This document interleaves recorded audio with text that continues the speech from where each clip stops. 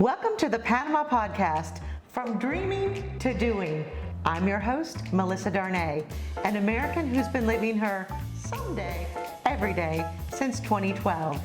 Get ready for a weekly dose of Panama sunshine and inspiration, from hilarious expat adventures to insider tips on living, investing, and having a blast in Panama. Curious to learn more? Go to choosepanama.com and snag your free copy of Panama Uncorked. For a glass of wine and join me in welcoming Amanda Gleeson to the Panama Podcast. Thank you for inviting me. The first question that everyone has is, what brought you to Panama? That's a good question. I came for a 2-week vacation back in the year 2013. One of my very good friends had lived in Panama for about 7 or 8 years, and I decided I had some vacation time. I'll go for a 2-week vacation. Had a great time. She tried to convince me to stay. I'm like, oh, that's crazy. I can't uproot my life. I have a whole life back in Australia and a job and a career and family and friends. And then 6 months later, I'm like, oh, nothing. I had that realization that I wanted a different kind of lifestyle. And I had an opportunity to do that in Panama. I thought, if I don't give it a go, I'm really going to regret it. So I took the risk. I thought the worst thing that happened, I don't like it, and I go home. You say a different kind of life. How is your life different now in Panama than it was in Australia? In Australia, I used to work a very corporate job in the insurance industry. So it was 9 to 5, high pressure, very corporate. I loved what I did, loved the place I worked for, but I just realized that 5 years down the track, I couldn't see where I wanted to be with that. Sydney is a great city. I didn't leave because I didn't like Australia anymore. It is a very expensive place to live. You really got to be working hard, earning hard. It is a very much that hamster wheel kind of culture. I just decided I wanted to try something different. So you came here with a few suitcases? Literally turned up here with 2 suitcases. I had a fair bit of lead time between making the decision to move. And during that time, it was quite cathartic. I don't know if that's the right word. What do I not need and what can I sell? In Sydney, did you put your things in storage or did you just sell everything? Sold everything. My mom, bless her heart, kept a few things. Bless her heart. That's a Southern thing. Bless her heart. I picked up a lot of American accents now because I have a lot of American-based friends. But I'm getting rid of everything in the house, and I had a set of dishware that someone had gifted me like 5 or 6 years earlier, and I'm getting rid of it. Mom, oh no, I'll take that. I thought she wanted it for herself when I went back to visit. So she's saving it if I ever want to come home in the garage. Amanda, as you were thinking about making the move from Sydney, Australia to Panama City, Panama, what did your friends say? There was like a really defined reaction that I got from pretty much everyone. I said, oh, I'm moving to Panama. And they go, oh, wow. Why? They'd be like, and then it'd be like 2 or 3 beats, and then like, why? Because no one knows very much about Panama at all in Australia besides hats and the canal. A lot of people were surprised, like, not, that's a terrible idea way, but it's just something I think it's not something that a lot of Australians think about or do, because it's such a different part of the world for us. I had some family asking, do they have electricity there? They really asked that. Do they have electricity? That's another place their hearts. Yeah, we have electricity. There are so many misconceptions about Panama. When I first moved here, probably the first 3 or 4 years, whenever I told someone that I was living in Panama, they pictured me in this adorable little A-frame house in a hammock, wearing nothing but bikini tops and sarongs. It's pretty close and to your flip-flops. Isn't it? That's pretty close. You landed in Panama, and what happened then? I spent the first 8 years living out of the beach in the Coronado Gorgona area. And I was very lucky. I will freely acknowledge that my friend made it very easy for me to move and transition here. We call that a soft landing. And there's a difference between a hard landing and a soft landing. I will fully admit that I had a soft landing here. I already had a friend that I knew who made it very easy for me to meet other people and make connections. Somewhere to live when I landed, I didn't have to figure all that out. And work-wise, I was still doing some remote work from back in Australia, but also started working for my friend, doing some of their admin. So that's how that started, in working in real estate. So, Amanda, you had always worked for another company and had never been an entrepreneur. Never. It was a really scary transition from going from that mindset of I get this much money every fortnight. That's every 2 weeks for the Americans in the room. It just depended on me. It wasn't guaranteed. If I didn't want to work the hours, I couldn't choose to not work the hours, but I would also choose to not make money. It was a different switch in mindset from just turning up and getting a paycheck and having that security. You went from just landing to working for your friend to then opening your own business. Tell me about that transition. When I came here, I had some ideas of things that I could do, and furnishing apartments had actually started out. There was a need for it that I'd seen, like working through my friend with real estate. I want to talk about that because when people come from other countries and buy real estate that's not furnished, they don't always stick around to get it furnished. Correct. That's exactly what the niche was. Or they don't like it. It's not fun. Going shopping isn't fun for them. So you saw a niche. I started working on packages, and I got asked by a friend who worked in property management to help them in furnishing an apartment all around the same time. Realized that I really enjoyed doing it. I enjoyed the project management aspect of it. I liked being creative, which was something that hadn't been in my past job. Insurance is definitely not a creative industry. It really grew from a side hustle as something that I would do every now and then to the point where it's become a very busy full-time business. And you have employees. I have employees now. That was a whole other mindset change. I emailed my former boss from when I was in Australia to say, I get it now. I get it. So transitioning from paid employee to side hustler to entrepreneur to business boss lady. Yeah. I enjoy what I do, and I enjoy working on all the different projects, and a lot of it's project management and problem solving. Every day is different. Every project is different, and I like that. I don't like doing the same thing over and over again. So what has been your biggest challenge since moving to Panama? On a personal front, I think missing friends and family from home, and Australia is such a long way that we don't get a lot of friends and family. My mum comes every year to visit, but you don't get a lot of people being able to come that far. It's not a short trip. And also, you mentioned transitional friendships. Because people do come for a short time and go, or they come thinking it might be permanent, but then decide to move on. You do make friendships that then finish. So that has its moments. Professionally, I love what I do, but there's days where Panama operates on a very different time frame, and I had to put some of my Australian Western expectations on how things are done. I had to learn which one of those I need to be a little more relaxed about. Otherwise, I would just walk around all the time being frustrated. Yes, and that's something we get. There's a lot of people with either an A+ personality, like me, or an engineer, like the person behind the camera right now. You want things to run like they did in your home country. And if you're from a country like the United States or Germany where things run quite efficiently, different here. The sun's out. It's a holiday. It's my daughter's birthday. There are a lot of reasons, and they're not necessarily bad reasons.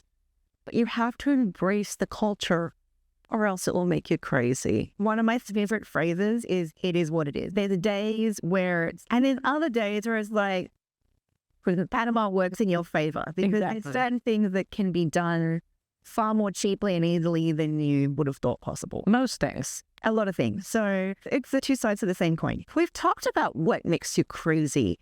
Now let's talk about what's been the best part of moving to Panama. Warm weather all year round. I hate cold weather. I hate it. And I don't even own cold weather clothing here. I love being in warm weather. Doesn't mean I want to be on the beach every day. I like looking at the ocean, but I love the weather. I love no cold weather. Yeah, a lot of people like the weather. That's the top. Probably 3 of most people's list is the weather here is great all year long. No cold weather. And what else? Bother me. I love the fact that I get to travel from here, because from Australia to travel anywhere is a mission. It's 8 hours if you want to travel to any other country. Here, I can be in 2 hours. There's 4 or 5 different countries that I can jump on a plane to. Europe's not that far and that difficult a destination. The US is right next door. So I love the ability to travel to different places much more easily. And even within Panama, there's so many. Do I want to see the mountains? Do I want to go to a beach? Do I want to go to a rainforest? Like, they're all a couple of hours away. Exactly. When I was living in Dallas, during the dead of summer, when it was so hot, there was literally nowhere you could drive to in a reasonable amount of time to get out of the heat. In Panama, if you drive 1 to 2 hours, you're in a completely different microclimate, which is so nice. And like you said, with a 1 or 2 hour flight, you can be somewhere completely different. I'm in Mexico. I'm in the Dominican Republic. I'm in Colombia, Miami. That's one of the best things. Amanda, how has Panama changed your perspective on life and on work? Look, on life, you do realize how fortunate you are in many ways, I guess, to have been born into a country that doesn't have the poverty that there are people who live very marginally and very simply here in Panama. And so you do realize how fortunate you are, and that some of the problems that you complain about, like, they really are hashtag first world problems. So that's definitely given me a new perspective on being grateful for what I have, and also how kind people are. I've found Panamanian people, even if they have nothing, they are kind and they are helpful And giving. And I know sometimes people say Panamanian people aren't, in terms of service, like, they're not being over the top service smiles, but they're more reserved people as a whole. But if you get underneath that, they are a truly kind people. I've had total strangers helping me out from a jam stuck on the side of the road. And that's one of the things that really stands out to me about, like, people say hello in elevators. It's just small things like that. Like in Australia, in Sydney, you're in an elevator, don't make eye contact. No one acknowledges that the other person's there. But here it's good morning, have a good day, like common courtesies. But there's small things that make you realize some really big cultural differences. Going back to the kindness, every time I give a maid or a worker something of mine, it can be a pair of shoes or clothes I don't want to wear anymore, they reciprocate with some sort of kindness. Sometimes they bring me a bag of mangoes from their garden, or maybe they bring me something homemade, like banana bread. It's their small way of showing gratitude, and it's so beautiful. They're a very proud people. Yes, and they're very generous. Now that you've been here 8 years, what do you think some of the biggest misconceptions about Panama are to people who've never been to Panama? People, especially when they see Panama City for the first time, are shocked at how developed the city actually is. Like, it's a beautiful, very urban skyline with skyscrapers. You get out of the city and yes, there's some far more rustic areas. So I think that's one of the big misconceptions. But people also think that I'm on permanent vacation, which I'm not. I probably work harder here in some ways than I've worked back in Australia. But you can live here and have a very relaxed, low pay, no stress lifestyle if that's what you want. But it's not permanent. For me anyway, it's not permanent vacation. No, and I find one of the things I like best is that I could not live the same lifestyle that I live here in Panama back in the U.S. I couldn't have a full-time maid. I couldn't have a weekly chef. I couldn't have a masseuse that comes every week or so to my house.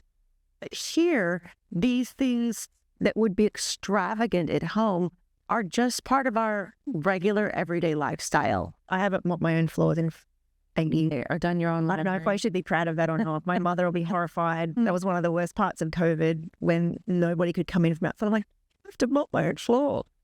Look, I don't like housework. I think I bribed one of my neighbors with a free meal if they would mop my floor. Amanda, can you share any insights for someone who's thinking about moving to Panama? They know they have to make money and they want to start a business. Do you have any insights to share? There is definitely opportunity here. So if you come here, just always have your eyes open, because there is opportunities for people to bring in new services, even particularly if you are serving some of that expat market and delivering services at the standard that they expect. You do have to make sure that you're crossing your T's and dotting your I's and getting the paperwork in order so you are doing it all properly. We do have lawyers we can recommend, because if you're going to set up a business, you will need some legal structure, but it is fairly straightforward. It's not complicated. You just need to ask a few questions and be pointed in the right direction. Sometimes you might need a little bit of patience because you've got to deal with Panamanian bureaucracy, but it's not complicated. I think bureaucracy from any country is complicated, Anywhere. whether it's the U.S. or Australia or Panama. You just have to ask a few of the questions. What do I need? Where do I go? It's definitely no barrier being a foreigner to opening a business and doing any of those things, to having employees. There are a few things that an expat can't do. You can't operate a retail store. They have restricted professions like I think engineering, accounting and architecture, not things that a foreigner can do. But in the service area, there's a lot of different opportunities. It's easy to open a corporation.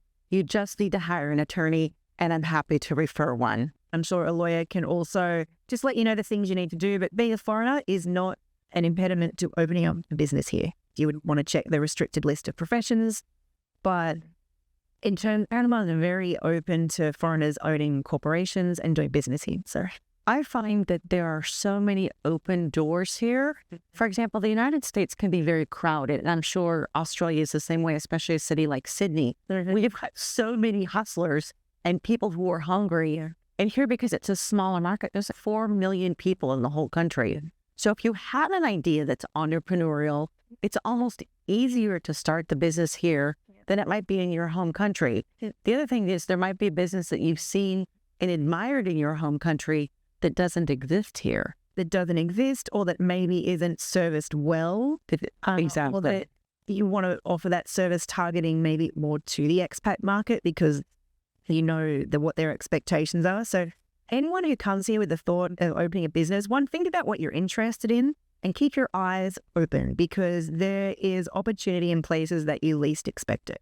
And there's also a lot of digital nomads who are moving here, doing work from home and like online work where they're doing digital marketing and things like that. So a lot of people are moving to Panama doing that now. I've noticed over the past decade that the demographic is absolutely getting younger as more and more digital nomads are coming here.